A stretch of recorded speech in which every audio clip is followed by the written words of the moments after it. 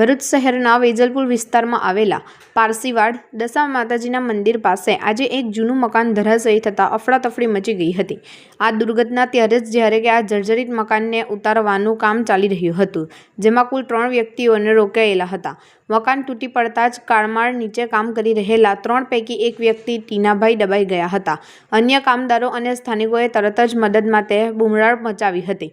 Fire બ્રિગેડની સરાહનીય કામગીરી ઘટનાની જાણ થતાં જ ભરૂચ ફાયર બ્રિગેડની ટીમ સમયનો વ્યય કર્યા વિના તાત્કાલિક ઘટના સ્થળે દોડી આવી હતી।